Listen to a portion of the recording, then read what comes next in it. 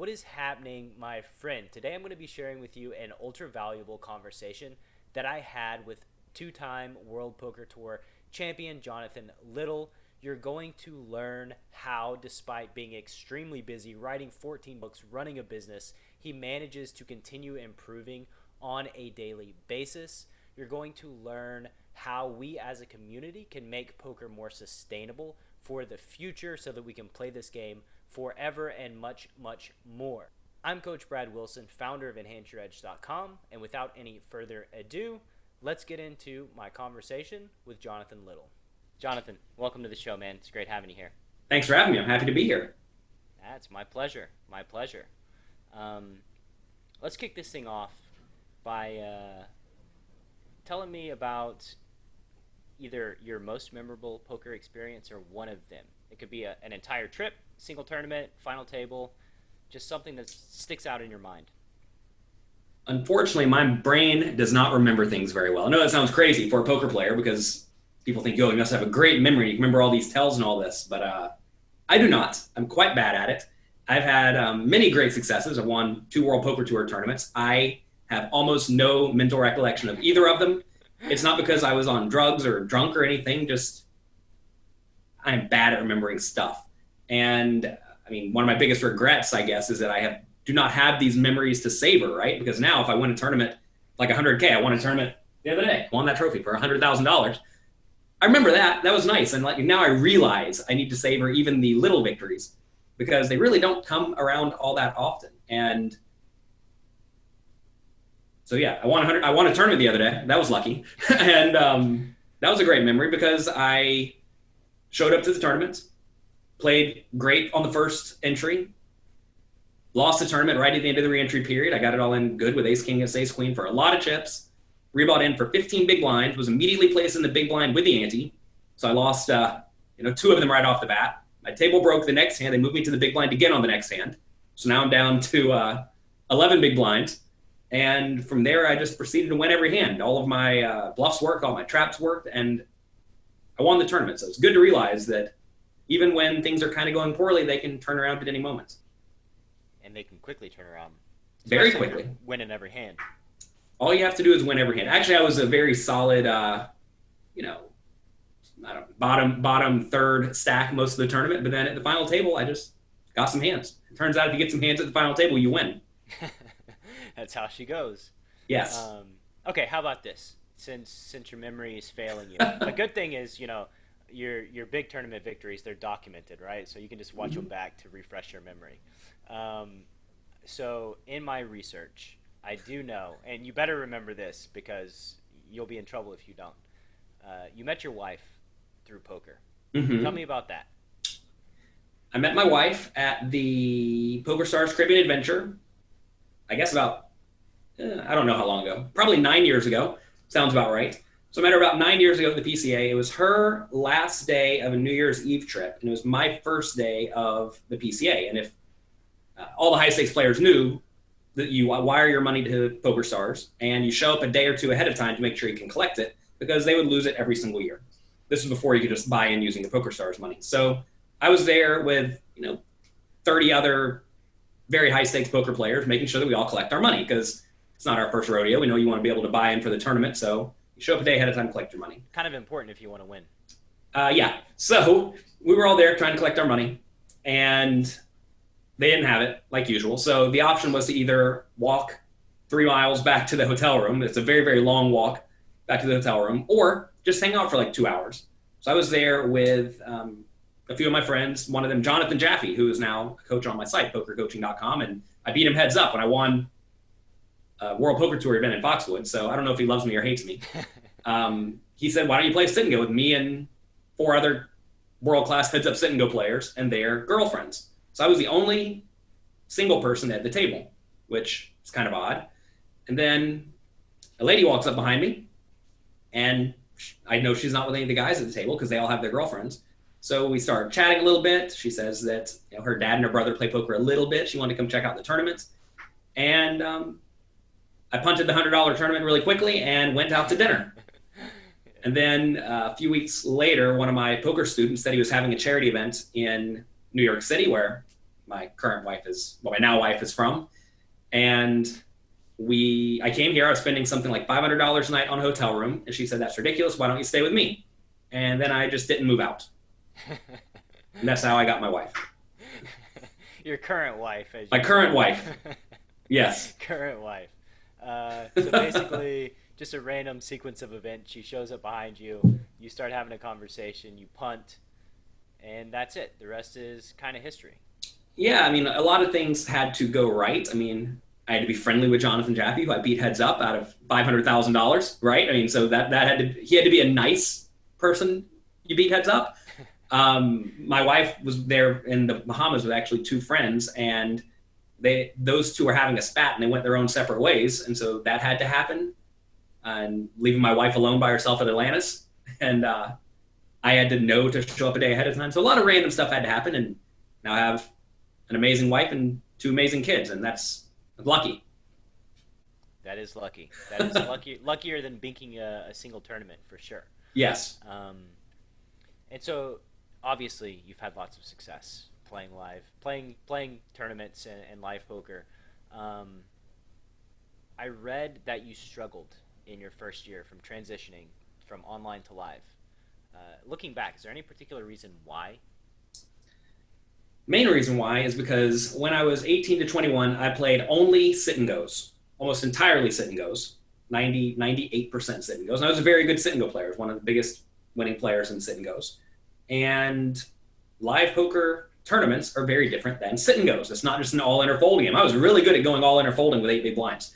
And I was not so good at playing 100 big blinds deep. So I just didn't know how to play very well. I wasn't very good is what it amounts to. I was not a good multi-table tournament player, because in multi-table tournaments, you need to get in the top 2% of the field to make any real money, whereas in sit and goes, you need to get in the top 30% of the field. It was a very, very different strategy required. So I had to learn, and I realized after about 6 months that, hey, I'm clearly not doing this right. I'm not supposed to just sit here and get short and then go all in. So I progressed and learned, surrounded myself with good people, and got better. I just imagine you folding down to 8 big blinds where you're in your comfort zone. Like, yes, this is sit and go territory. I'm going to crush. A lot of online players today purposely buy in relatively late into tournaments, not because they're getting even closer to getting in the money, but because they know they're not very good at 200 big blind poker. And they don't necessarily want to do that. So they buy in with like 30 or 40 big blinds, because that's the stacks that they know perfectly. And it's not such a bad strategy. Like, imagine you've never studied 200 big blind poker, and it's a tough game. Just don't play it. You don't have to play it. You can just buy in late all the time. My time with your 50 big blinds, and then shoot it in there. It's really interesting to me because I'm a cash game player. So depth, there's always just insane depth, and goes super deep into the decision tree. And I don't play a lot of live tournaments. I did play one a few months ago, and what I realized in the live tournament was like, oh, these guys are not very good at like 100 to 200 big blinds deep, right? I'm like, oh, I have such a big edge. I'm crushing these guys. And then when I got down to 20, 25 big blinds, I was like, uh-oh. I haven't put in much in-depth study into playing shorter than I would like. So it's just an interesting thing. Well, very often if you look at tournament chip counts, you'll find that the well-known cash game players are very high at the top of the chip leaderboard at the end of like day one or the first 4 or 5 levels of the tournament. That's because they're great at playing deep stack, right? But then inevitably stacks get shallower, and even if they're still deep with 100 or 200 big blinds, the average stack may be only 30 big blinds, and they're playing with a bunch of 20 and 30 big blind stacks, and they haven't studied those spots a lot, or maybe they're still opening a little bit too wide or calling too wide, trying to get good implied odds that don't exist or whatever. And I mean, really, the players just have to understand that they have to understand the exact game they're playing at that moment. And sometimes in tournaments they're playing deep, sometimes they're playing shallow. And I think you'll find a lot of the very best tournament players are not really the best at any specific stack depth or form of poker. They're just pretty great at everything. And, if you're 90 out of 100 at every skill, whereas a cash game player may be 100 out of 100 in deep stack play, but like 20 out of 100 in shallow stack play, they're just not going to make it. And same thing goes for, the players who are really bad deep stack, because there is a whole lot of edge to be gained in the deep stack portion of the tournament. You just have to recognize how to adjust, because it is a different game. For sure, 100%. Got to be adaptable and Yeah, good at all the different phases of poker tournaments. Fortunately for me, in a cash game, uh, I can just raise my hand and call for chips that's whenever right. I get down to 20 big blinds. Um, what do you think is your most important attribute that you correlate to your success? Oh, there are a few. I can go to bed and wake up and pretty much forget what happened the day before in terms of rough things. You know, a lot of people, they get sad and depressed for long periods of time whenever they're in a downswing. I just don't care. I wake up and I do it again. That's one. Why don't you care? Did you ever care, or is this something that happened over time? When I was a younger kid, I would play chess and I would lose sometimes, right? I was one of the better people in my school, but I would play against the people who were better than me and they would beat me, and that's good. It's good to get beaten in something you're trying very hard at. I would play Magic the Gathering, same thing. I would beat most people, but some people would still beat me, and you get beat. Especially, the better people tend to make it deeper in tournaments, and then you get beaten in the higher stakes games, even though you're not really playing for much money. You still get beaten when it matters, and that teaches you, like, this happens. It's okay. Whenever I was in high school, I played the trumpet. I was one of the best trumpet players in the county, and my teacher, I think, purposely gave me solos to play that were way too difficult. So I would be playing in front of everyone and mess it up 80% of the time. And I was doing my best every time. It's not like I messed it up because on purpose. It's just like I wasn't good enough, right? And that teaches you that you can always strive to be better, and it's okay to fail. So don't view failure as necessarily a bad thing if you learn from it, progress from it, develop a stronger mindset from it. And poker is very similar, right? You're going to have upswings and downswings. And I think I was very lucky in poker that I had a very bad first year of live poker, because it taught me, you're not going to win every tournament. Whereas I see some players who probably better than me at poker who have a really great first year, and then they just learn to spend a lot of money because they're winning $1 million in a year, right? And then they don't win $1 million the next 3 years and they're broke. Whereas I realized, all right, we need to not spend all of our money. We need to make sure we keep a very big bankroll. We need to make sure we play in soft events. And those are all good lessons that teach you to hang around and not go broke. So that's another one. Also, I'm just always open-minded, trying to learn from other people who are better than me, even people who are not as good as me, because there's always more to learn. And talking to other poker players on a very regular basis will just help you with this. Even, I coach a lot of players who are not very good, and I coach some players who are world class, and talking to different player types helps you learn how they think, because whenever you're playing against comparable opponents at the table, you have a much better idea of their thought process. Right. And so basically just being open-minded and realizing life is not going to be super easy. not sunshine and rainbows all the No. time. Failure is a very important lesson. Everybody experiences failure, and it's how you use it. Do you use it for growth? Do you use it to just give up? Do you try to avoid it because things get too hard? Failure is a great teacher, teacher of perseverance and grit. And I think that you're very lucky to get your ass handed to you. Yeah, you are. In chess at a young age, right?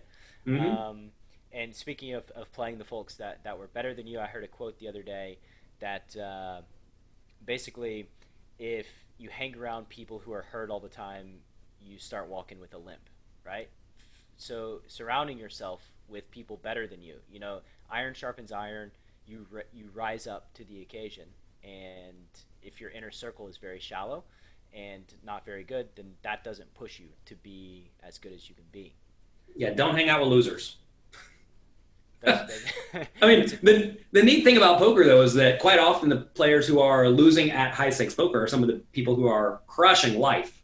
Because imagine you can just show up to the casino and lose $10,000 as a non-poker player and think it's fine. Probably doing okay. Or you have a gambling problem, one of the two. But I've met some amazing life mentors through poker who are recreational poker players who want to do their best at the game, but they're not going to devote their life to it, and they get that. And I help them do the best they possibly can. And those mentors are invaluable to me because I've learned many, many things that just help me succeed at life, because a lot of poker players are not actually all that great at life. And I want to do my best to be good at life. Those of you listening in the audience, don't be shocked by that statement. Sorry, hate to break it to you. Yeah, I'm going to have no fans after this podcast. Some poker players, not so good at life. And I talked about this with another guy, DGAF. We talked about how, especially in a cash game setting, where pros talk trash about Rex who are not very good at cards. But the thing that's always missing, like you just said, they showed up, they lost 10K, and they went about their life happily, right? This means they have 10K to drop.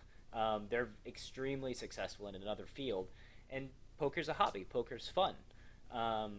So this like idea that somehow you're good at a game of cards makes you better than somebody else like is one of the most annoying things that I encounter among poker players. Yes. Don't be an idiot, kids. And realize you're not all that great yet. Maybe you are. Maybe you are. Maybe you are already awesome. But being great at cards does not make you great at life. Those are not the same things. No, and take advantage of those mentors, like you said. Yeah. Because be nice. Make friends. And who knows where you will go. Exactly. Because these guys, like, they're world class at something, and they can help, and they can give wisdom just in other areas of life. Be well rounded and balanced. And if you think you should be berating them or talking poorly about them, realize you're probably going to go broke one day and you may need a job. And they can give you a job because they have all sorts of employees. Exactly. Exactly. And also, just don't berate people. Don't do that. Unless, of course, they're berating a recreational player and they're a pro. Then that's the one time you pull off. out the berations. Go after them. Be a dick. You have my 100%. Just be a dick, like, to those guys, because they're making poker worse for everyone. So, what would you say? Let's break this down into a daily process of it regularly improving your game personally. What does that look like? And be as detailed as possible. Oh, man. My life's a bit of a mess now. I'm very, very busy. I have 2 kids who I deal with in the mornings and the evenings and on the weekends. So for a lot of people who don't have many responsibilities, they have way more time than people who are a little further in life do because they just have fewer responsibilities, right? And I recognize how difficult it is now for many of the recreational players to actually try to get good at poker because they only have an hour a day to study something. Whereas when I was young, I would just play all day and study all day and get really good really fast. So now most of my, if you would call it study, is watching training videos by the best players, also talking with the best players. I'm a part investor of a backing company and they have a private training site and I watch all that content. And that's basically it. Talking with people who are very, very good. And then I outsource a lot of solver work because that takes a lot of time and resources and I don't want to deal with it. But I'd like to just get solutions sent over. What do you mean by outsource? What does that process look like? I have a guy and I say, solve this spot, send it back to me, and he does. And you incentivize him through money, correct? Yeah, I pay him. Fortunately, I'm in a spot in life where I can pay people to do things that I don't necessarily want to do or don't want to spend my time doing. I mean, this is the same thing in business, right? Like, I don't necessarily want to be sending out promotional emails or editing a podcast, right? So you hire people who are better than you at those things to do those things. And if someone is highly versed in Munker Solver and I'm not, and they have servers rented to run the simulations in, not 4 weeks, they can run it in 3 days, then sure, let them do it. I don't mind. And so it's important to realize the assets that you have available and how you can use those to help others. Going back to the idea of finding good mentors and good people to be around you, with the recreational players, if there's someone who is crushing at life, and that maybe you want to be a little friendly, maybe if they respect you as a poker player, you offer your poker skills, talk to them, help them get better at their hobby, and they'll be appreciative. And you never know what'll happen down the road. And teaching people also helps to improve your game as well. Yeah, of course. That's just talking to people all day, every day. I mean, that goes back to the same thing. It's tough because my life is not nearly as regimented as it used to be. Because back in the day, I would just wake up, study every single game I played from the previous day, every hand. There's a program back in the day called Sit and Go Power Tools. It would tell you everything you did wrong in terms of shoving or folding math. So I'd study every game, then I'd play for about 4 hours. I would have lunch, study all those games, then I'd play for about another 6 hours, watch TV for 2 hours, and go to bed. It was every day for 3 or 4 years when I was young. And that'll get you good really fast. Well, really fast, took 3 years. Most people don't want to devote 3 years of their life to getting good at one specific form of poker. But I have a student, Blas Zerjau, who just turned $20 into 1.3 million on Party Poker. He ran a little bit hot and won a satellite into a 5K and then took third in the 5K. And he has his life really together. Like, he sent me a schedule so nonchalantly. He's like, so this is my schedule, and it's every single hour of the day blocked off and doing very productive things. And when I talked to him, like, you sticking to the schedule? I was like, yeah, why wouldn't I? Good, you know? And I mean, I guess my day is kind of blocked off to some extent. Like Monday, Wednesday, Friday, I wake up, take care of my kids. I have a morning show called A Little Coffee. I do it Monday, Wednesday, and Friday at 9 a.m. till 10 a.m. Then from 10 a.m. until about 6 p.m. when my wife gets home from work, I'm working on something. And in my calendar, I have my routine work blocked off, like make more quizzes for my poker coaching site, or make webinars, or make podcast episodes, etc. And then I usually have some big project that I'm working on. Right now, I'm writing a book out of a lot of the content on that private backing site, where essentially I'm taking the work of other great players and making it more mainstream. And that's a big project. So usually I'm working on a lot of routine work and then also some big project that'll come out at some point in the future. And that burns all of my time. And then I go play poker sometimes. Sometimes you get a chance to play poker. Yes. What book number is this for you? 15. Number 16 is basically done already. So 16 is going to be coming out in a year or two from now. So that's basically done. That just needs a little touch-up work. And 15 is coming out next World Series, most likely. And I do want to go back to one thing you said that I was going to mention. But talking about interacting with players who are worse than you, being valuable, and understanding people's thought processes. Like, this is something that I see, it's the curse of knowledge. I see it happening all the time with my students in my community, where folks are like, well, this is how I think about the game, and then they apply how they think about the game to their specific opponents. And this is not how their opponents are thinking about the game. And when you speak to people who are in your population playing similar games, but on a recreational level, you interact with them, you can get into their head. You can understand how they're thinking about things so that you can make better decisions against them moving forward. It's just a vital thing to do. Never assume that everybody is thinking about cards in the exact way that you are, because you're not playing against yourself. You're playing against other human beings who are at different levels than you. Yeah, I think pretty much everyone comes into poker with that mindset of, I think people play like I play, or they can't have this hand because I wouldn't have this hand. But the problem for the recreational players trying to learn this concept is they don't know what good poker looks like a lot of the time. It's like they don't even know what good means. So as you progress, you realize there are, call it 12 different approaches to poker that almost everyone goes through, from very novice to very good. You just have to figure out where each particular player is, because then you have some really good players who think very differently than other very good players, and that may lead them to make specific plays at specific times, right? Like, say you just have an overly loose aggressive player who could be very good. Maybe he's really good at picking the loose aggressive spots, but he's certainly not doing any sort of like GTO play. But he's still a winning player, and maybe a bigger winning player than the GTO robots, right? And it's important to realize how those players think. So if they're going to be bluffing you a lot, let them bluff you a lot, right? Set up your range to where you just don't fold.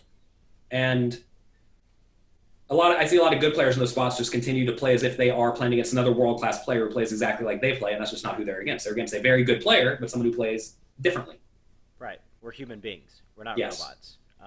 As much as we try to be robots, we are not. We're horrible at being robots, right? Like, you get into a spot where it's like, oh, we should be bluffing 32% of the time. Like, how do you quantify that in the moment and then actually apply it over time? Like, human beings as random number generators are the worst. So something I've been doing on my site, pokercoaching.com, is making implementable GTO strategies. Call it implementable. I mean, it's basically like, say you're supposed to raise queen 5 60% and queen 4 40%. Just pick one of them and do it 100%. It's not perfect, but your opponents are never going to know what you're doing, and it's close enough. I think a lot of people see the solver work and think, oh, no way I can remember all that. But you're not supposed to remember. You're supposed to have a rough idea of what it looks like, and then figure out a way to actually implement it at the table. And I mean, I realize I'm not teaching the best players in the world all that often. I'm teaching recreational players who want to spend a little bit of time to go from being small losers to small winners or small winners to decent winners. And you have to do the things that add the most value quickly. And very often that is just find a strategy that you can easily implement at the table that is close enough to right to the point that you're going to be better than almost everyone you encounter. Exactly. And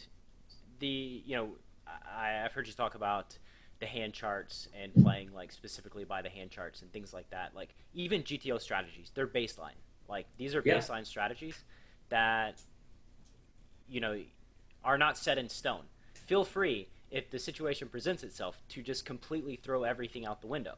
Like if your button raise range is 60% and the small blind and the big blind are ultra nitty and super tight, well, now your button range is 100%, right? Mm-hmm. Like you don't even look at the cards. You just exploit the fact that they're folding too much. So all these things that you see that look super complicated, always take it in mind. These are baseline strategies that you can change them based on the data and the information that's available to you. Right. And it's important to realize the charts are baseline, like you said, but also at the same time realize a lot of people's charts are just straight up wrong. There's this push fold app that exists, and they've recently come out with reshove ranges, where essentially if someone raises in front of you, which hand should you go all in with and which hand should you fold? Seems innocuous enough. The problem is they forget that you're allowed to call. And if you only go all in or fold, you're just lighting your money on fire. So all these people who are paying for this app are just losing tons of money now, losing tons of equity, because they just don't understand that this is not even close to the right poker strategy, because you're allowed to fold, call, re-raise small, or go all in. You have 4 options, not 2 options. And as you cut off your options, you cut off your profitability. And make sure you are studying the right things. Problem is, it's hard to know what the right things are, which is why you have to do a lot of vetting. You have to be smart enough to vet the material yourself. Which is hard. Which is hard. Knowledge. Find someone who you trust is what it amounts to give you the material that you need to succeed. Even if you're inputting, stuff into PIO, solving for GTO, even then, you have to make assumptions based on how people are playing, and these assumptions can be wrong. And if they are wrong, then there's a term, GIGO, garbage in, garbage out. You put garbage in, you get garbage out, right? And then you just get crushed, and you're like, why am I getting crushed? Like, the software told me to do it this way. Well, that's because the software strategy is wrong. Because of the input's wrong, right? The input's wrong, right? It did exactly what you told it to do. Right. Very often, if things are not working quite right in your life, it's operator error. It's not somebody else's fault. It's purely your fault. Right. That's something else I learned a long time ago, is that yes, you're going to have good runs and bad runs, but pretty much everything that happens in your life to some extent is your fault. Like, you get to pick the games you play. You get to pick the hours you play. You get to pick who you hang out with. And you really get to craft your own life. You just have to be willing to do it. So many people just do what the people around them do, or do what they think they're supposed to be doing. And you have to understand that you actually are in charge, and you just have to figure out your priorities, right? Like, for example, I realize my goal now is not to be the best poker player in the world, because if it was, I would leave my family, move in with a bunch of young kids who are geniuses, pay them all a ton of money to make me the best player I could. And I would probably be like in the top 10 players in 2 or 3 years. But that's not what I'm trying to do. I don't want to do that, right? Because I have other priorities. And a lot of people out there, they say their priority is to be the best poker player, yet they go to work at some job for 8 hours a day, every day. And I'm like, sorry, you're not, because you're devoting significant time to something else. And that's okay. And realize if this is not your ultimate goal, that's fine. So then figure out your other goal. Maybe be the best player you can with the allotted time that you have available. And it's a much more reasonable goal. And I think that a lot of people, they beat themselves up because they don't have results they think they're supposed to have, without realizing that what they think they're supposed to have is completely unattainable given the situations they put themselves in.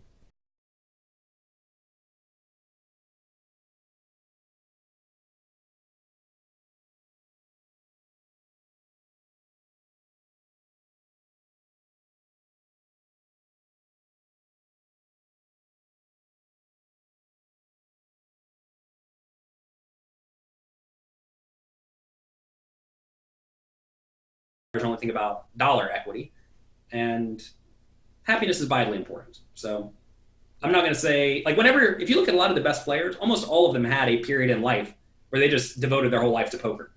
And maybe that's actually what it takes to get really good really fast. Maybe that's what it takes to get really good. I'm not exactly sure. But a lot of the best poker players did not start off just like, almost no one gets really good playing 4 hours a week. You know what I mean? Like, you just don't do it. And playing and or studying 4 hours a week. It's like you do need to have a period of time where you're devoting a lot of time. So try to figure out a way you can do that if you actually care about getting good. But at the same time, you don't need to go quite as hardcore as we did, right? You can play only 40 hours a week or 30 hours a week and still enjoy yourself and do things that you enjoy.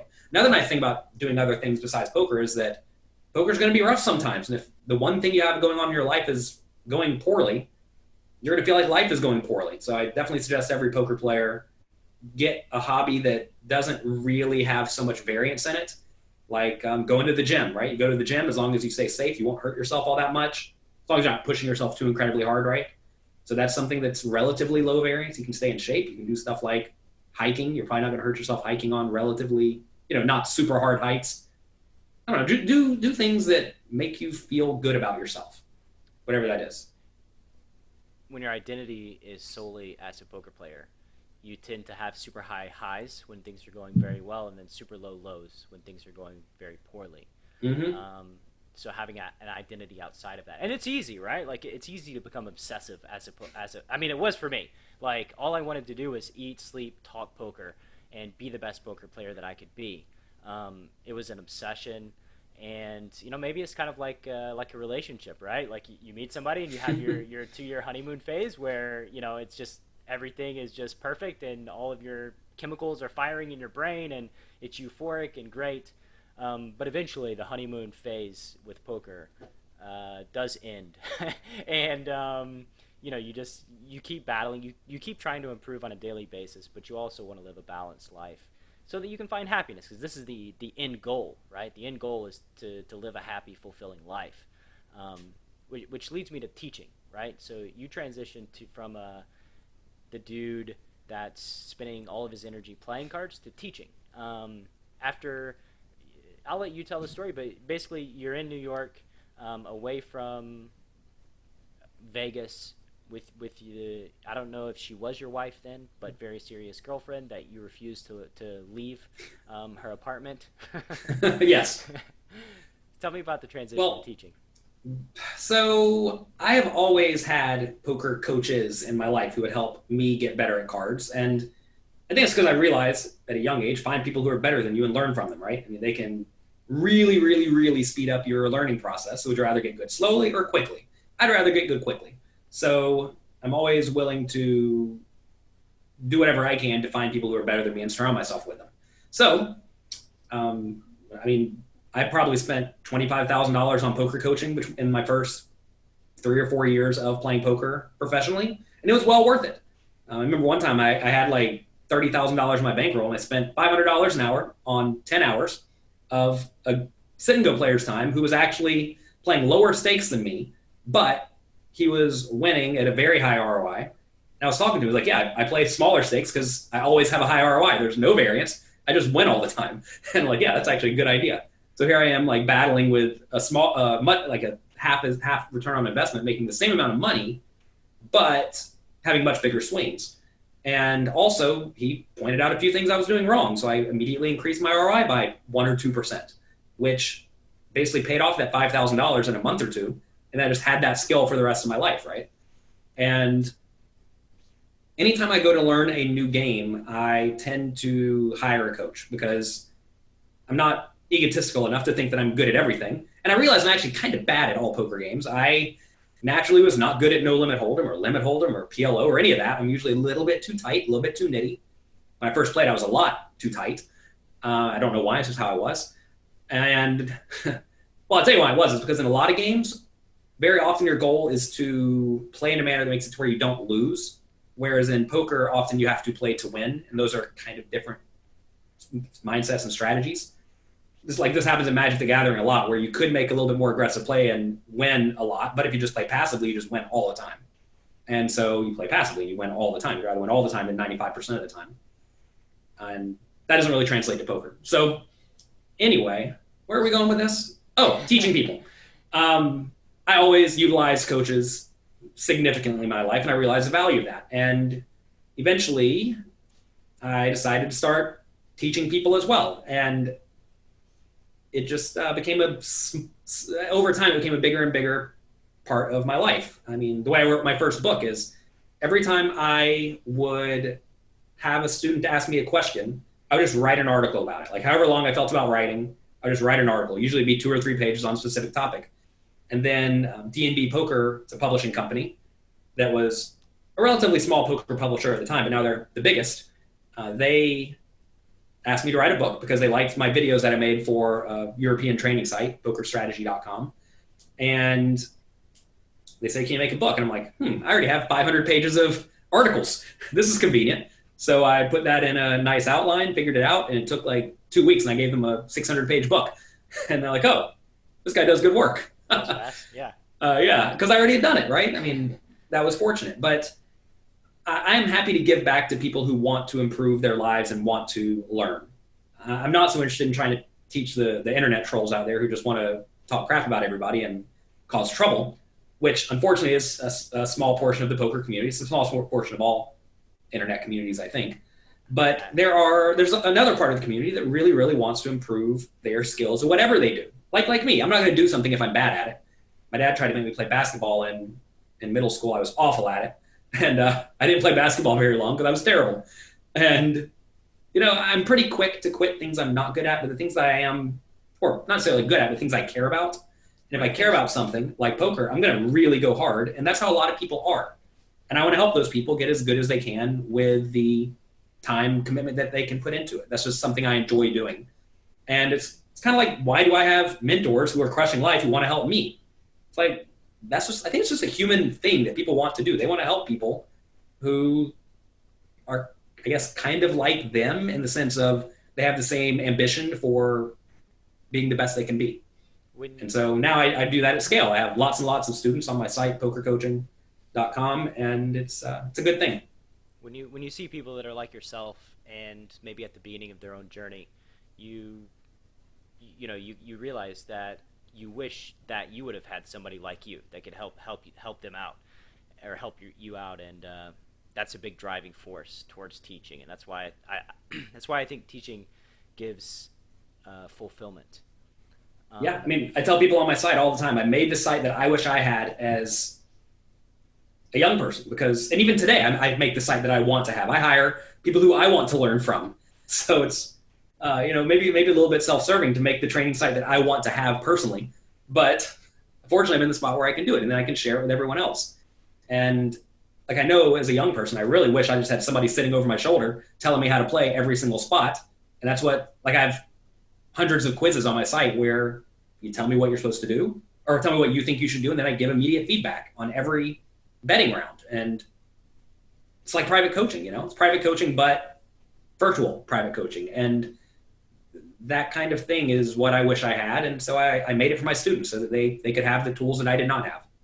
How do you go about finding a coach in a new discipline, a new game that you want to play? Like, say, deuce to seven triple draw, right? How do you go about just finding somebody and then paying them a lot of money to coach you? So very often the ones you pay the most money may not be the best for you. For example, one time I was in the process of learning heads up sit and goes. And I didn't hire the best heads up sit and go player. I hired a guy who was beating the $100 heads up sit and goes.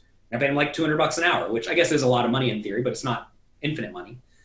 And I learned a ton and got pretty good pretty fast. And how do you go about finding the people? You talk to other people. You ask people. I mean, now we have the internet, right?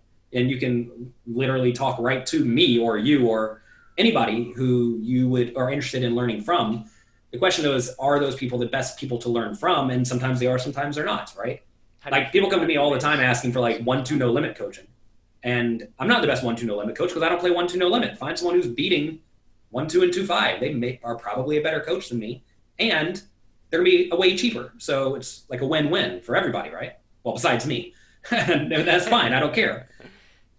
So you need to find people who are beating the thing that you are trying to learn.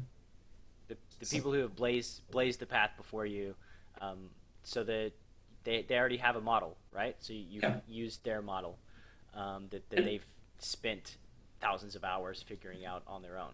It's a life hack.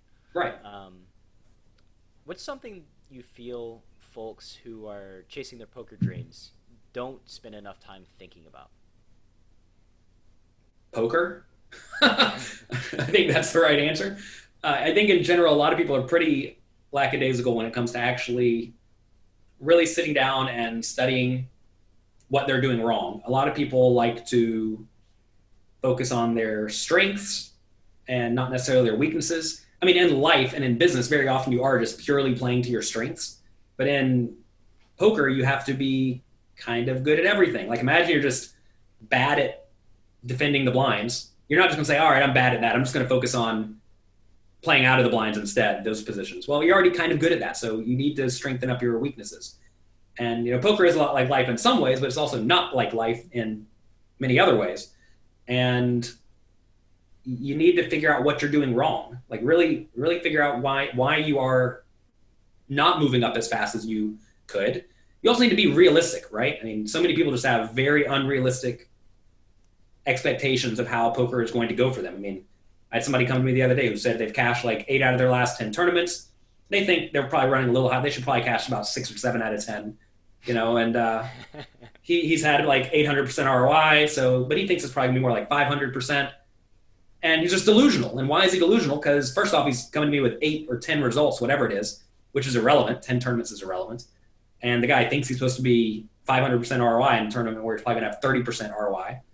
And he's just completely delusional. And that, whenever you approach something from that mindset of the short term matters a ton, and I think a very, very small sample indicates my entire future, that's not going to work out so well. So, like, what did that person read or study to possess them to think that is the right thought process? And I don't know. And the answer is probably nothing, right? Because he's not actually studying poker. He's just going and gambling, happened to get lucky, and now he thinks it's amazing. So he's not actually thinking about poker and studying poker, yet now he thinks he can become a poker pro overnight because he's had great results in a small sample. Yeah, it's human psychology where you see it over and over and over, right? Where like guys playing 10-20 no limit cash game running at 500 an hour, and the psychology in their head is like, okay, I know I'm running good, but I'm not running that good. Yeah, it's Right? just normal. Like it's a I should be running a little less, but I'm still not running amazingly. And the reality is like you're on fire. You're always running better than you think you are, and underestimate just how bad you can run. Something my very first poker coach, a guy named Bill Seymour, an old school gambler who's probably like 70 years old now, he taught me always assume your win rate's about half of what it seems like it is, and spend as if it's about a fourth of what it seems like it is. And Yeah. then you'll always have money. You'll never go broke. Always keep a giant bankroll. You'll move up slower than you could, right? If everything is nice and calm on your way up, but you will literally never go broke. And I've never been at risk of going broke at all throughout my whole career. I started with $50, and now I have way more than $50. And 53 at least. yeah, I have at least 53. Look, I have literally doubled my bankroll on my desk. We are winning. We have a $100 bill right here. So look, we've at least doubled it up over the last 15 years. At a minimum, yep. At a minimum. And that's an important thing because so many people, like at cash games especially, where let's say they're playing 5-10 and they can win 100 an hour. They actually can win 100 an hour, but they spend $400 a day on stuff. I mean, they're spending half of their money each day on stuff. And then also, sometimes they're going to hit a bad run. And then what happens, right? Because you're going to have a month where you just break even. It just happens. I mean, I used to play all day, every day at Bellagio, 5-10 cash games and 10-20 cash games. And I think I had maybe 2 or 3 break-even months over 20 of them, which is probably just being lucky as well. But that happens, right? And if you're spending all of your money or being lazy and going out and no longer putting in volume, whatever, there are a lot of things you can do to really screw yourself up. And you have to make sure that you're not doing those things. Yeah. Ned Stark got it right. Winter's coming. Winter is coming. It is always coming. There was an internet post by a guy, Craig Hartman, a long time ago. He basically said that you can and will always run way worse than you think is possible.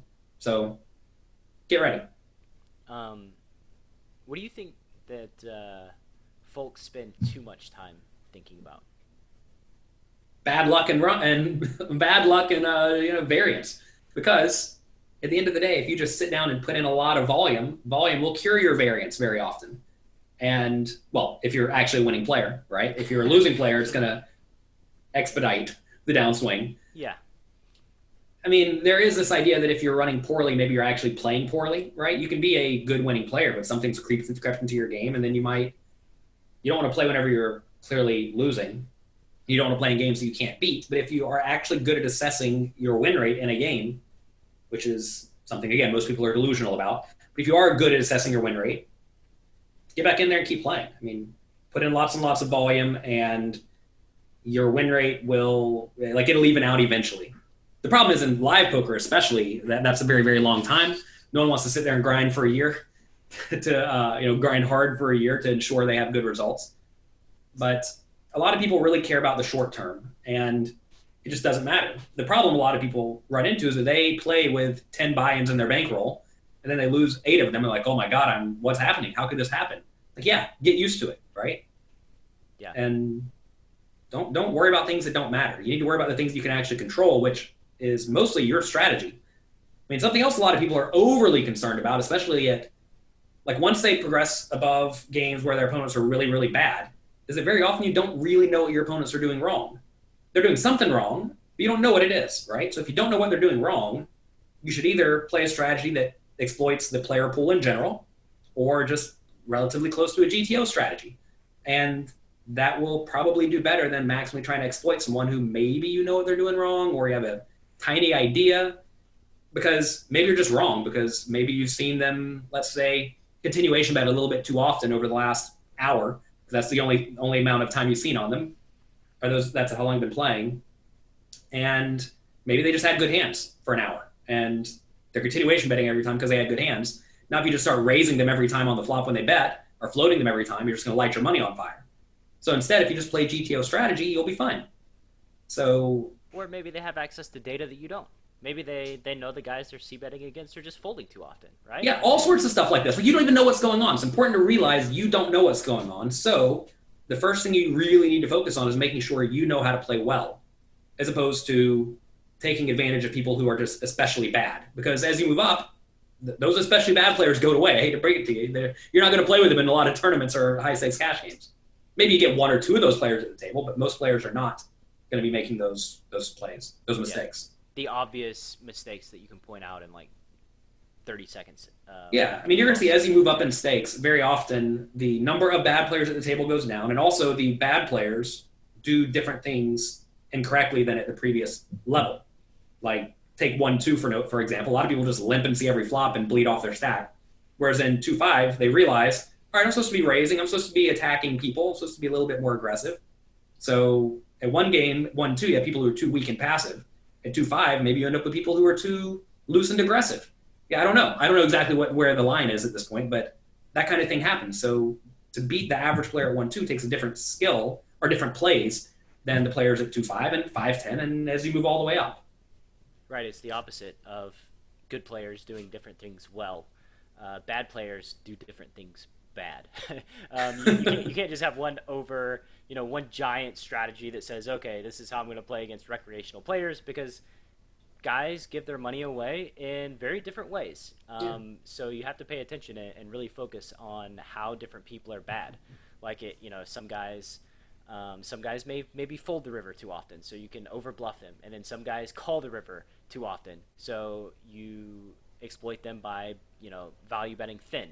But if you just apply, okay, well, these guys just call too often on the river, right? You miss a lot of bluff spots that you could otherwise get. So you're playing against people, and maybe you can throw them into a bucket, but create as many different archetypes as you can, so that you have a good fundamental baseline strategy against those players when you encounter them, because you will encounter them. And live, like you said, your sample size is like an hour, right? you almost never get a sample size, and then even with the data that you get, you're not exactly sure how great the data is. So creating these archetypes beforehand allow you to play better against those guys. Yeah, I have a few students who come to me very often, and they'll be very diligent, taking all of these notes on exactly what they think their opponents do wrong. And then I ask, "How long have you been playing at this table?" Like, "Oh, about 2 hours." Like, "How long have you played with this one guy who you have a page of notes on about everything he does wrong?" It's like, "Oh, the 2 hours, you know." Like, you don't know what this guy's doing in 2 hours. You just don't know. Sorry. I mean, yeah, you observed his hands, and you probably saw 4 showdowns or something, but it just doesn't matter. It matters maybe a little bit, but it certainly doesn't mean you should drastically adjust your overall strategy. Right. And a lot of times, when people ask for poker advice, the answer that everybody hates is the old, it depends. Well, it depends, right? But to me, that's systemic of guys. They're not asking the good questions. They're not asking the right questions or finding the things that are going to give them the answer in the first place. So basically, it's like a knowledge and data collection game. Um, but yeah, I mean, I guess that's one of the major things that separates the recreational from the professional players is the professionals are very, very, very good at the data collection and information collection game. And then applying it. It's not just collecting it, but it's also applying it to your. People are really good at realizing their opponents are bluffing a lot, but then they just keep folding. I mean, it's Yeah, true. I that's mean, true. it happens all the time in small and medium stakes tournaments. Like, you can just play absolutely maniacal because they just all fold everything by the river every hand, unless they have a set. They have a set, you lose, but if they don't have a set, you win. Yeah. And so yeah, it's Taking action, and it goes back to what you said. You started out playing real tight, right? And I think a lot of times that comes down to you don't want to feel uncomfortable. You don't want to get into a marginal spot because that feeling of it's not a fun feeling to feel uncomfortable or kind of lost. But this is part of the immersive process of growth. You put yourself in these uncomfortable marginal situations, and then you learn to deal with it. You learn to grow. You start asking different questions. You can play a hand, you can completely butcher a hand, blow a stack for $1,000, and learn a valuable lesson that earns you $50,000 over the course of your poker career.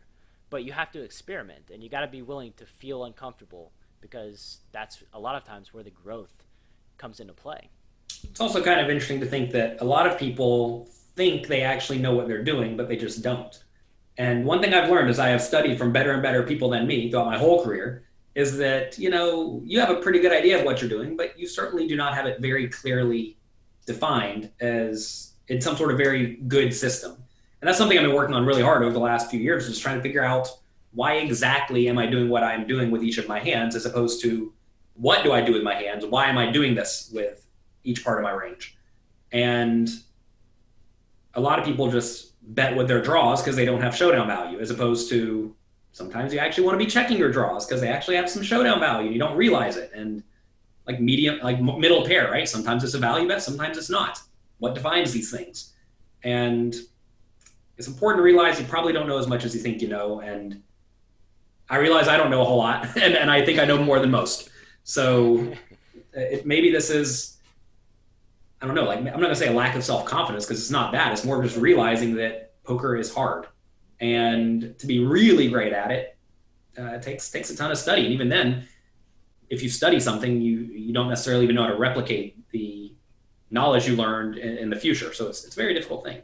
And for those of you listening right now, go to Wikipedia and look up the Dunning-Kruger syndrome, the Dunning-Kruger effect, where basically the less you know about something, you become overconfident, right? It's the same thing like 90% of drivers think they're in the top 10%.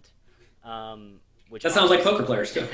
Right? Like, so like it's like the less you know, the more confident you are that you know a lot, and then the more you know, the less confident you are, because it's this weird psychological thing. But look it up; it'll help you. Be humble, but also be assertive. Right? You need to be humble enough to know that you don't have the answers, but also assertive enough to go for it and be confident in what you do know. And you can also kind of rest assured that you probably know it better than the other people if you're spending more of your energy and you're learning smarter and faster than other people. So like imagine there's like a perfect poker strategy. Maybe I'm 20 out of 100, but the average player is like 2 out of 100. So we're crushing them. In the land of the blind, the one-eyed man's king, right? Yeah, I may have an eye and a half, and everybody else has none. Or just half an eye, I have half an eye. Yeah, it doesn't make a difference. More than zero. More than zero is what matters. What's some poker advice, some common poker advice you hear that you just completely disagree with? Well, we already went through the one where when you get shallow stacked, you're all in or you fold, Yeah, right? I mean, yeah, that's that's a just good one. blatantly wrong. I mean, a common spot is say they fold you in the small blind and you have 15 big blinds. If you use a shove fold chart, you get to play about 65% of your hands, which is a lot. But if you use a limp shove or fold strategy, you get to play 85% of your hands. It's like, 20% more hands on the hand range chart become profitable just because you're using a better strategy. So, I mean, that people mess this up with solvers too. They will run a situation with the option of check, bet small, or bet big, without realizing the options are check, bet tiny, bet small, bet medium, bet big, bet gigantic, bet all in. And as you give the solver more options, quite often it's really splitting up the range. And people just use bad systems, right? They develop a system that is just not good. I mean, I see some training sites out there putting out articles where they really try to simplify scenarios. And like I was mentioning earlier, like say you have a flush draw, some people recommend always bet and always raise your flush draws. No matter if it has a lot of showdown value, no matter if it has no showdown value, whatever. But like No top matter pair of the flush draw is very different than the nut low flush draw. And medium pair, like you're going to find the medium pair type hands almost always like being played a little bit more passively because they have showdown value, right? You don't need to get folds with middle pair, or at least a good middle pair. It's actually a pretty good hand if a lot of money does not go in the pot. If a lot of money goes in the pot, you're kind of unhappy. So it's like people use blanket advice or very generic advice for very, very broad situations, and that just doesn't work. You just end up screwing up something. And that goes back to people just wanting a simple game. They want to be able to look at a simple chart. They can't screw up. It says all in or fold. And that's not the game we're playing. We're not playing all in or fold, hold 'em. We're playing no limit. You get to bet any amount. So don't forget the game that we're playing. The unfortunate thing, they want to simplify it, but this is a complex and complicated game. But the fortunate part is that that's why it's so lucrative. That's why it's such a lucrative endeavor, and that's why there's so much room for skill because of the complexity, right? That's what enables you to get an edge. So move away from the hand charts, and like you said, the simplification of advice, the heuristics, based on I'm playing against Jonathan Little circa 2003 versus Jonathan Little circa 2019, right? These are two different people that you probably want to play your flush draws differently against. If Jonathan Little 2003 is ultra tight and is c-betting with a range that's super strong, you don't attack this range, right? This is not a person that you're willing to go to war with. But maybe if you're over bluffing and you're looser, then you start attacking. How do you know how I play now? I don't know. I would assume you've changed a bit. I overbluff and I'm too maniacal. It's probably true. Just going to go on a limb and say you're a little different player than you were 16 years ago. Yes, that is accurate.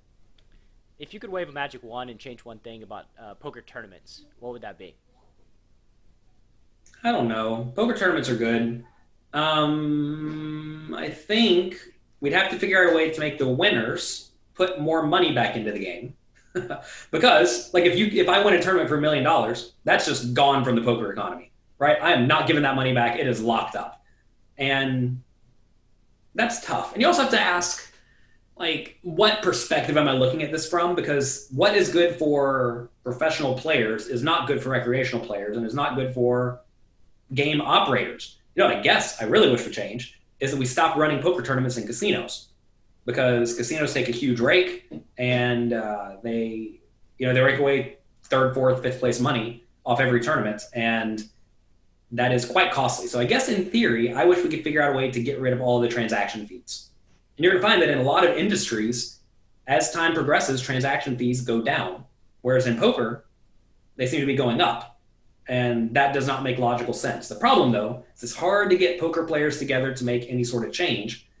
And that's just because no one's in charge, right? No one's really leading the crusade to make poker not a gambling game. How would you do that? I don't even know. Any ideas? You have no ideas on how to eliminate the casinos? What does that even look like? Take Magic the Gathering tournaments. It's a card game. It's luck involved.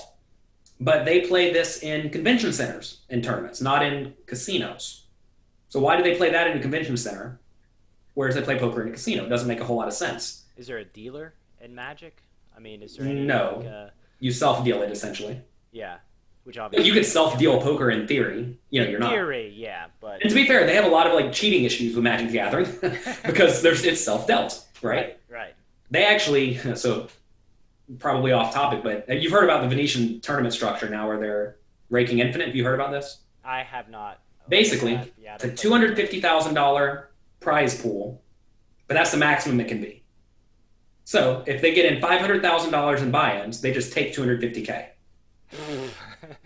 Yeah. That's how Magic the Gathering tournaments are run. And that's how actually a lot of game tournaments are run. And really? That sounds insane, I know. Yeah, it sounds wild. But so why can those games get away with doing that and it's just thought to be the norm? Like, how do the norms get defined? Why is poker played in the casino, yet other card games are not played in the casino? Like, you don't play bridge in the casino, right? Yeah. You just don't. So why is this game in the casino and other games are not? I'm not sure. But presumably the middleman who runs the game makes money. And I think in some instances, not all, but in some instances, it's become egregious. And so we have to figure out how to fix that. I mean, that said, like I know whenever Party Poker or Poker Stars runs a big live tournament, they're not making money off of that. Believe it or not. I mean, they're taking rates still, but they're not making money. Because for them, it really is expensive because they have to actually go and rent that giant convention center or rent out that casino, and that costs a ton of money. But they're making a lot of money on the online site where once they spend a bunch of money setting it up, it's basically like free to make the money, Right. So they're making it back in a different way. But we need to. I wish I could make rake go away. That's the answer. Make rake go away. Or just minimize it. Figure out what the actual cost is, and run it at that. I mean, the nice thing about it being in casino is that in theory they could just get rid of the rake if they did a better job of monetizing the players elsewhere, like at fancy dinners or shows or gambling in the pit, whatever. Right? If they could figure out a way to collect the money elsewhere, then they could run tournaments without a rake. But apparently, those games have too much rake as well. The casino games do, so poker players don't play those either. Maybe they need smaller edges in those. Like it's a known thing that a lot of the sports betting sites are trying to lower their house edge. My little baby wants to say hello. Can I say hello to my baby? Of course. Hi, come say hello. Say hi. Hello. I don't want my sticker. You don't want your sticker? It keeps falling off. Keeps falling off? Yeah. I'm sorry about that. It keeps falling and I don't want it. Okay, go on. Go back to Donna. See ya. What's his name? His name's James. James. I have James and Thomas, two babies. One's 9 months old, one's 2 years, 9 months old. James got tired and ran into a pole the other day, so now he has a black eye. He is not afraid to hurt his body. He does not value his physical well-being whatsoever. Yeah. Anyway. I found at that age, they typically don't. They would certainly kill themselves given the opportunity at any point. Yeah. But yeah, get rid of the rake. I think that's the answer. Get rid of transaction cost. I realize there has to be some transaction cost, but like now a lot of the big casinos are public companies, and public companies' jobs is to make money for their shareholders.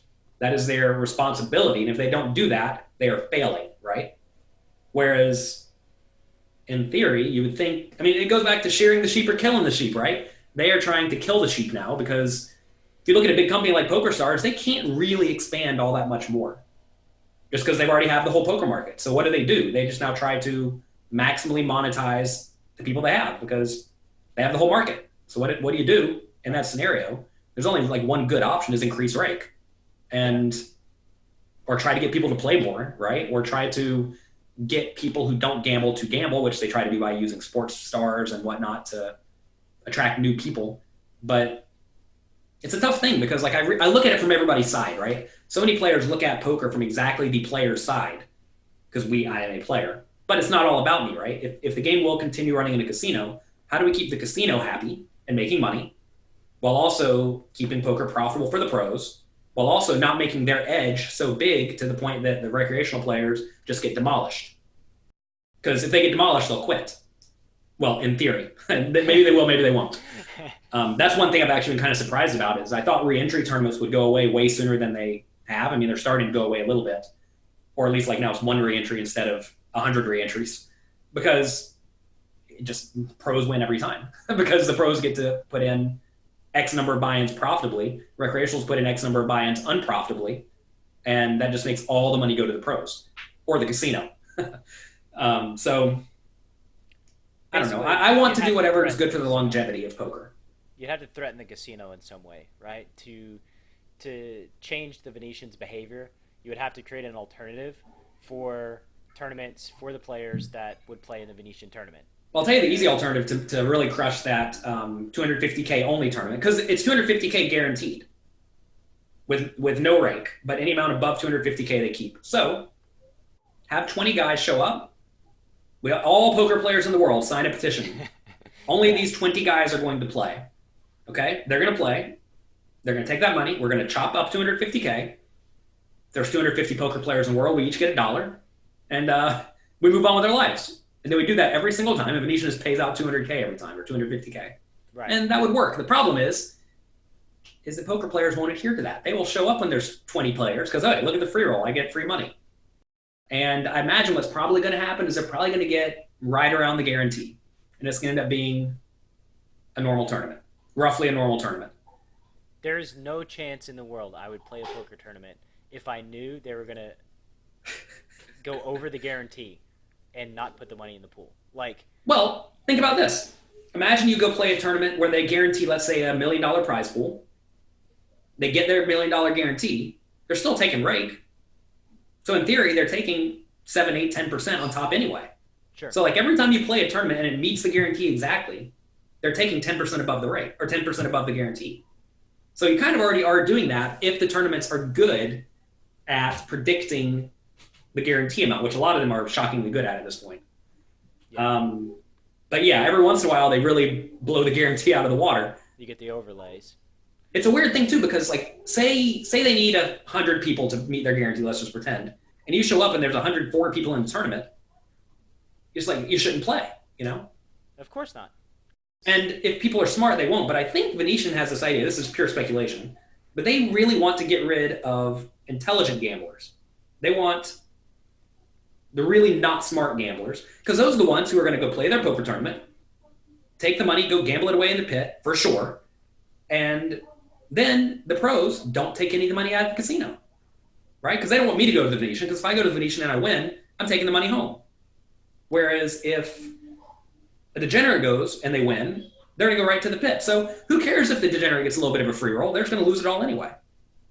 You're right. And it could be a mechanism to weed out the pros, which is something that a lot of places are trying to do now. That's another thing that pros have kind of screwed themselves in this instance. You see a lot of the pros just making the game not fun for the recreational players, right? I mean, we discussed this earlier. And so why do they want to get rid of the pros? Because it sucks to play against some pros. So why did that thought process come about? Well, it's because pros were very, very interested in only what benefits them the most, right? They weren't really thinking, how do I make this game last forever? They were thinking, how do I make the most money today? And in theory, focusing really hard on this exact session, you don't need to be worried about being nice to people and chatting, because that might take your attention away from the game, right? That attitude is what has happened to where now a lot of cash games are going private. Tournaments are even going private at the super high stakes. I mean, that's a problem, Well, for pros, right? I mean, but you have to realize the pros do not have a right to play the game. A lot of people think, oh, I'm allowed to play poker. Well, no, you're not. Pretty much all casinos are invite only. They just happen to invite almost everyone. But I mean, go and try to count cards at a casino and do it effectively. They're not going to invite you back, right?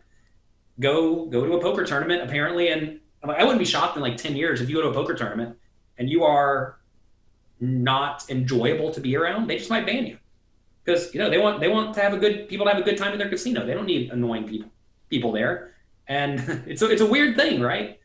Because you don't have a right to play poker, so you have to make sure you stay invited. Maybe they start hurting some folks that tank in the tournaments, like 5 to 10 minutes. This is Well, now they have time bank chips. It's called the Action Clock in World Poker Tour tournaments, and it's great. Yeah. I mean, the other day I took 35th in a Borgata tournament, and they, like with 80 people left or something, they had the Action Clock, and nobody used their action chips because like everybody was just going fast. It was amazing. You play so many more hands.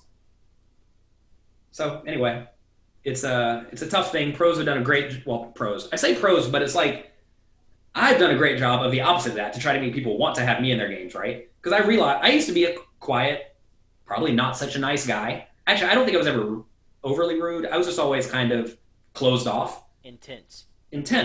Well, stupid is the right word.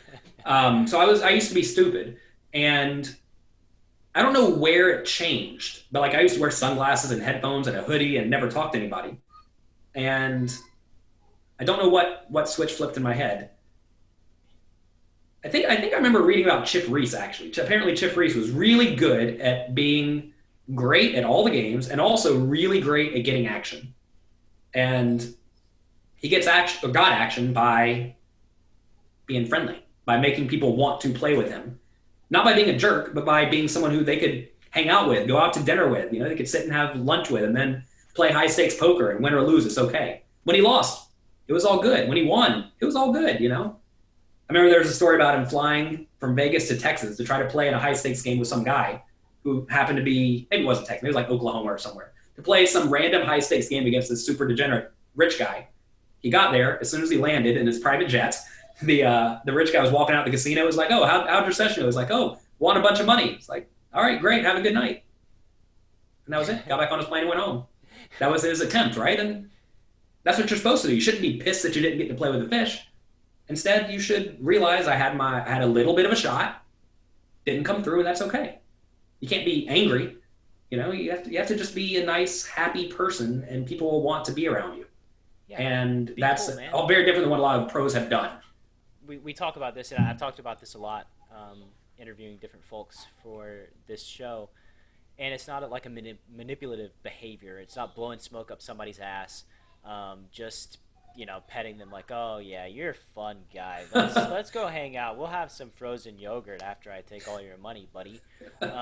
It's not that. It's being genuine, just a genuine person that engages people and asks them personal questions, like just gets to know, develops a relationship, right? Just however you develop relationships with people outside of poker, just talk to people, like be genuine, be nice, and then people will play against you and they invite you back. Why? Because they like you, right? Most of the time we do business with people that we like, and poker's no different. Like, you want people to continue doing business with you, then just be cool, be nice, and you'll get invited back. No worries. You know, I'll tell you, my problem is that when I started playing a lot of poker, maybe like you just wanted to be super focused on poker, right? And I was never like the most outgoing, sociable person in my life at all. And I think I lacked those skills. And I only learned those skills by sitting and observing good interactions going on at the table. And if I can expedite that process for anyone who was like me, who just wanted to sit there and play poker, to let them realize that the game is not only about playing your cards right, it's about playing your life right. That's going to be very beneficial to them. So I understand that this may not come naturally to a lot of players. And some people, they have it in their mind that I'm just going to do what's natural to me. Screw helping out the community. I'm just going to be selfish. And, you know, the community can withstand a few people like that. The problem is there's a lot of people that started being like that. And, well, now they're ruining the game for all the pros. And as a side thing that's not good for your future game is, like, when you are that way, when you're very selfish, I guess, selfish-minded, it's very hard to create genuine friendships and relationships with the crushers. It's very hard to add them to your group so that you can learn and grow yourself in the way that you need to when you're very standoffish and, you know, kind of a dick. Yeah.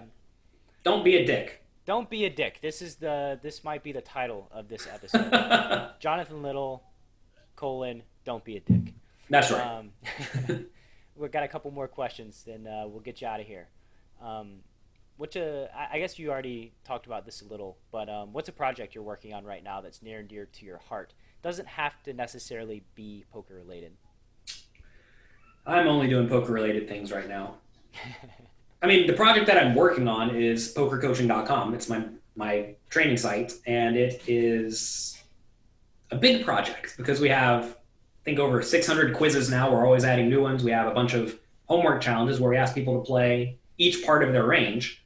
I mean, so essentially, every time a lot of time when a new student signs up, they say, you didn't tell me what my hand was. How am I supposed to answer this question? Like, because I don't care about what your hand was. I care about your whole range. And thinking about that and balancing your range on each street and showing how you play your whole range is, I think, how you get really, really good, because instead of playing one scenario, you're playing all the scenarios, or at least all the scenarios given a specific set of actions. We have a bunch of those. They take a decent amount of time to get through. They're hard work, but there's a little bit of hard work required to get good at poker. And we also have a bunch of classes. I just released a cash game course there that's 29 parts long. It's pretty in-depth, and it's what you need to know to succeed, right? And I'm continuously adding new content there. I'm trying to hire great coaches. We just hired, like I said, Jonathan Jaffe, who I think is a great player. And we did a webinar last night with Lexi Gavin, who's a cash game pro, who has crushed the cash game. She basically is in charge of Charity Series of Poker, which is also a fun poker-related charity. And we're just continuously trying to work with good people. And that's easier said than done. So that's a big project, and it takes up a lot of my time, but I don't mind, because I realize that it is letting me work at scale, right? Because I turn down most one-on-one students at this point, because that's me spending 1 hour of my life to help 1 hour of someone else's life. Whereas I'd much rather spend an hour of my life to help 1,000 people have a better hour, right?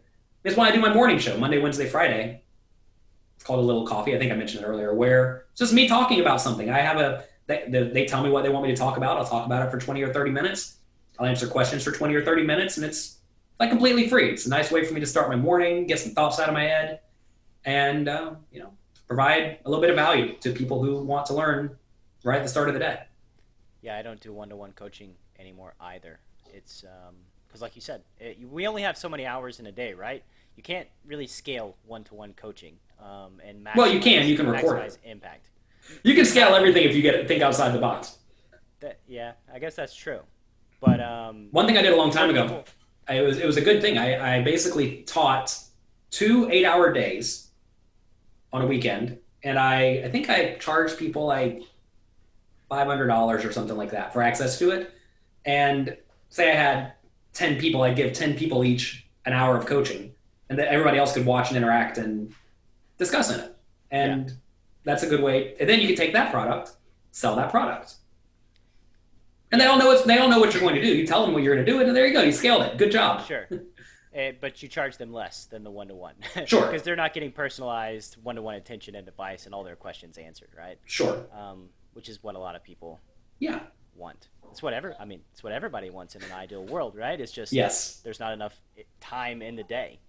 At the end of the day, what would you like your poker legacy to be? How would you like the poker world to remember Jonathan Little? People ask me this sometimes, and I don't know. I'm too young to think about this. I'm not leaving anytime soon.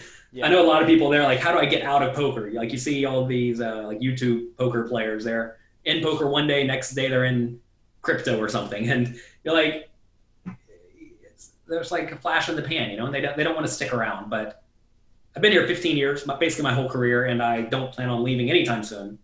So I don't know what I necessarily want people to remember me as, but someone who's added value, right, and made the poker world better. And I think I'm doing a decent. Than you've taken. Yeah, and I think I've done a decent job of that, and that's the opposite of what a lot of people do in life across the board, and poker is no different, right? A lot of people of the pros, they just win money and then they leave, right? They take money from some people and they quit. And I want to make people enjoy the game more. I want people to be more skilled at their hobbies and enjoy their time more. And like here with this podcast, right? I mean, you're doing a great job of that, where you're just adding value to people who want to learn more and become better. And that's great work. I appreciate that. And at the end of the day, for me, it's about fulfillment. And this is where I find fulfillment in poker. I don't necessarily find fulfillment in sitting down at a table and, winning 10K and going, like, it's nice, it feels okay. But after 10 years of doing it, you're like, okay, well, I've taken a lot from the game. The game's given me a lot, and what am I giving back, right?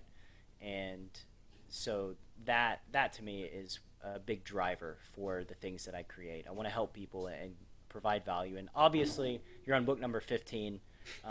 Maybe in another 30 years, you'll have 100 books. You'll be the authority on poker, period.